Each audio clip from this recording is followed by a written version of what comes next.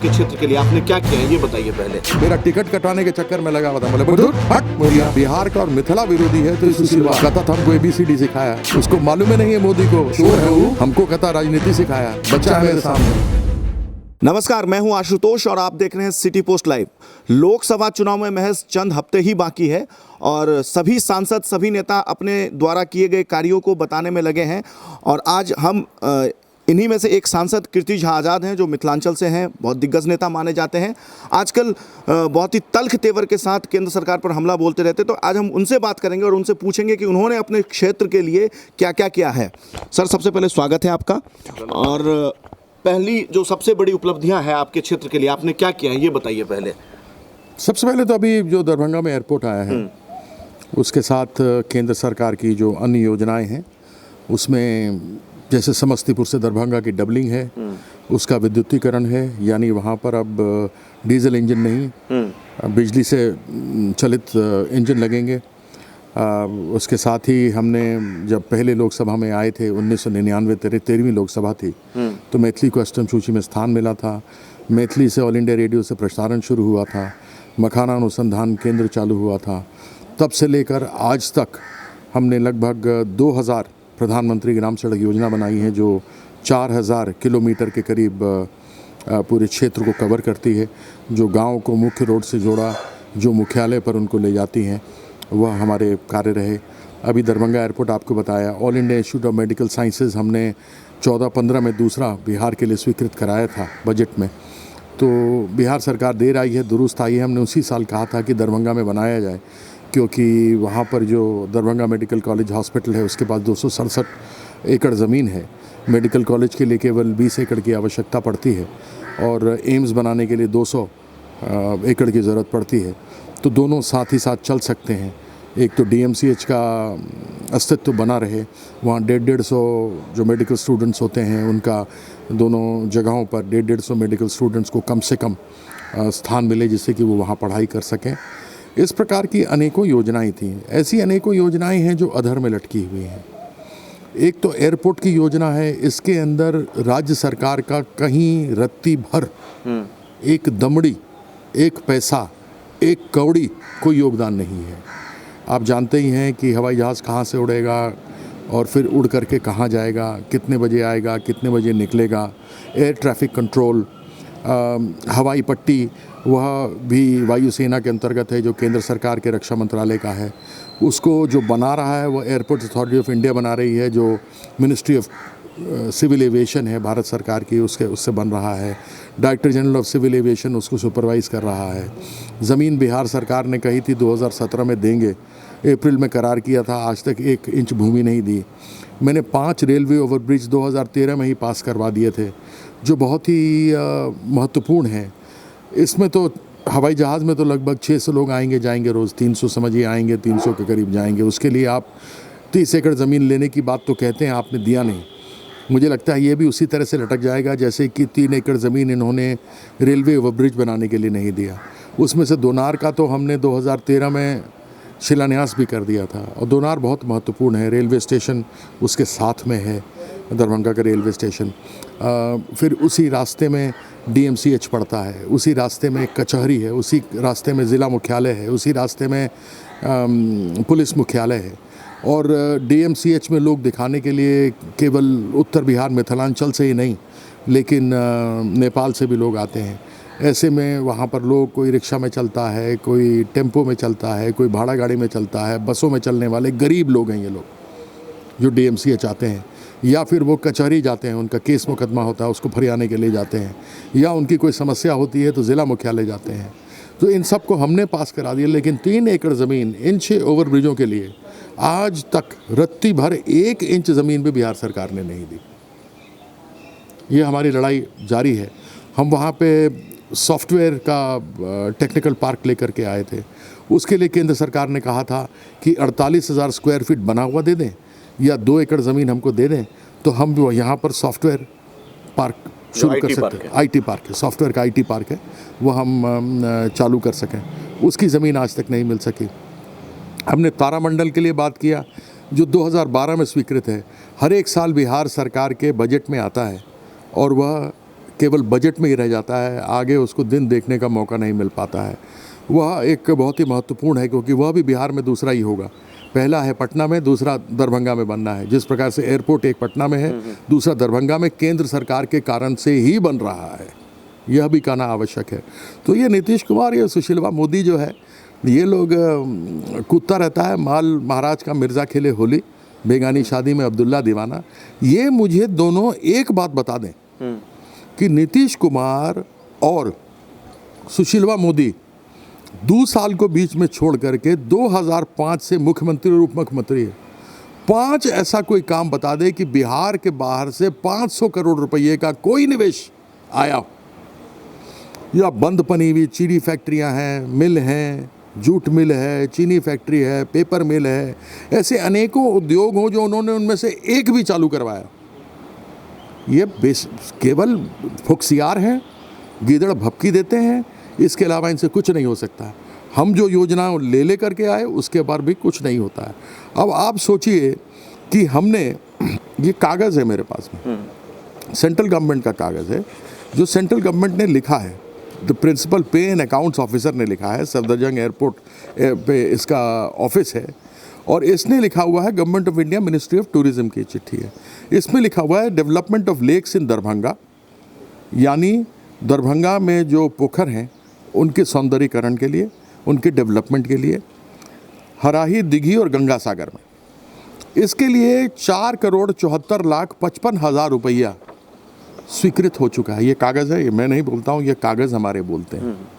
इसके अंदर जो ये तीनों लेक हैं, तीनों पोखर हैं, इसके सौंदर्यीकरण के लिए, इसके सुदृढ़ीकरण के लिए है, इसके विकास के लिए है, जिसका कि 94.21 करोड़ रुपया 16 फरवरी 2015 को दे दिया गया। ये डेट भी इसमें लिखा हुआ है, 16 फरवरी 2015 डेट भी है, इसको सब कुछ आप देख सकते हैं।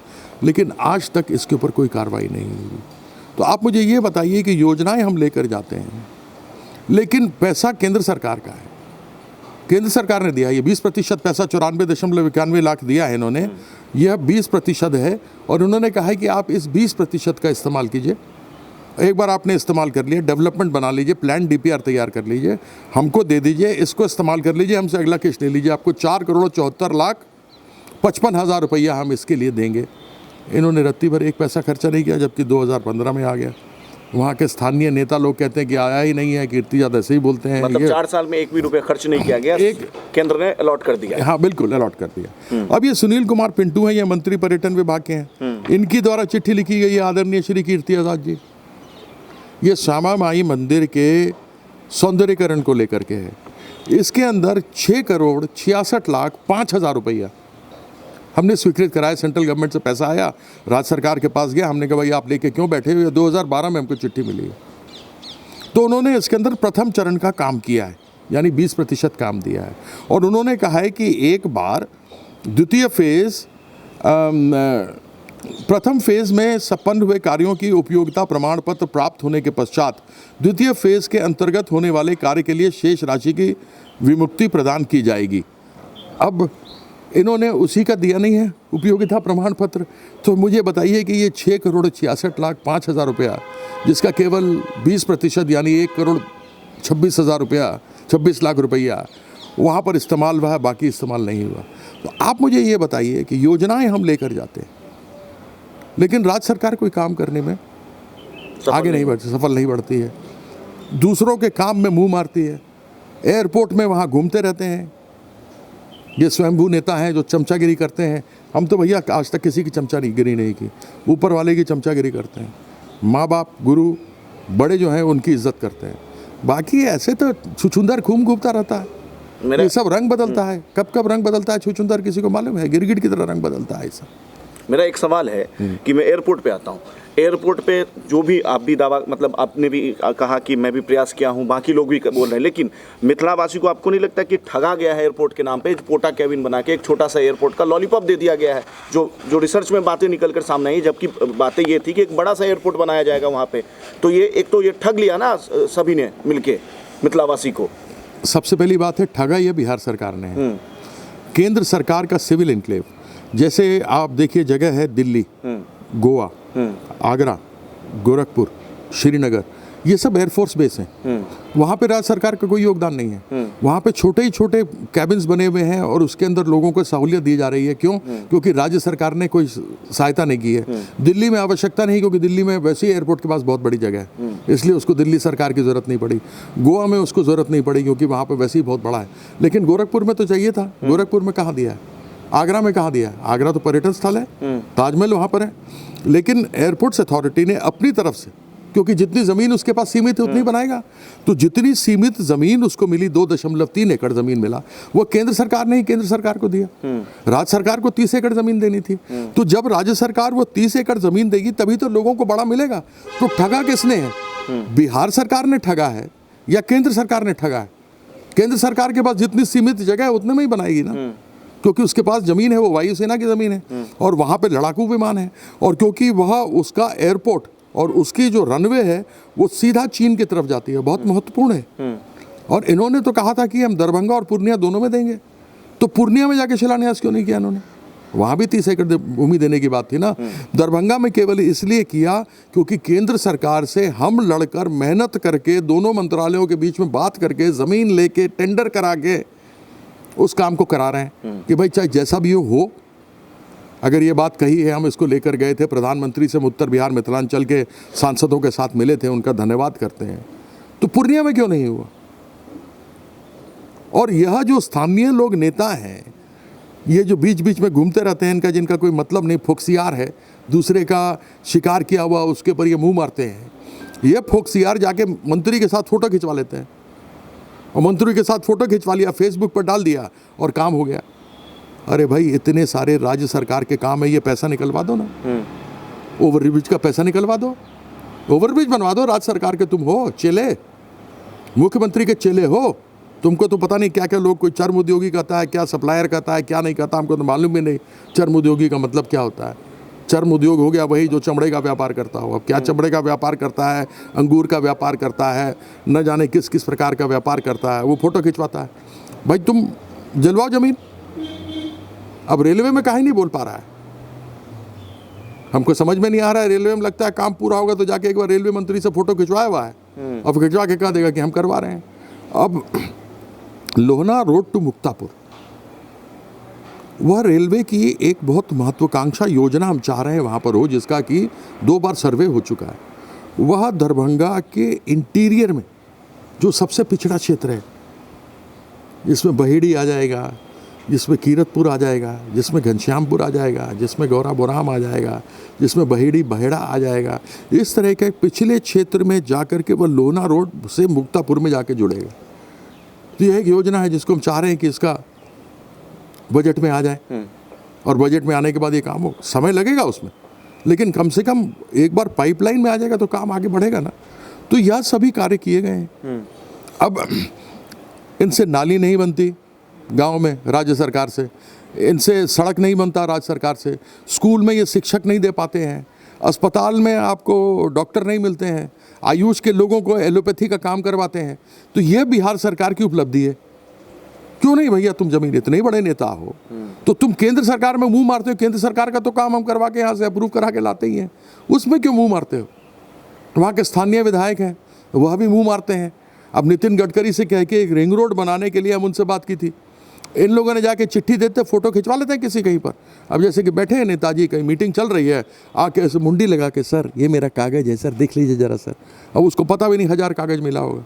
हम लोग जब मिलते हैं तो कागज़ देते हैं, सेक्रेटरी को बोला जाता है, बुलाया जाता है, अपने OSD को बुलाते हैं और उसके ऊपर फिर स्वीकृति करवा करके वो आगे जाता है।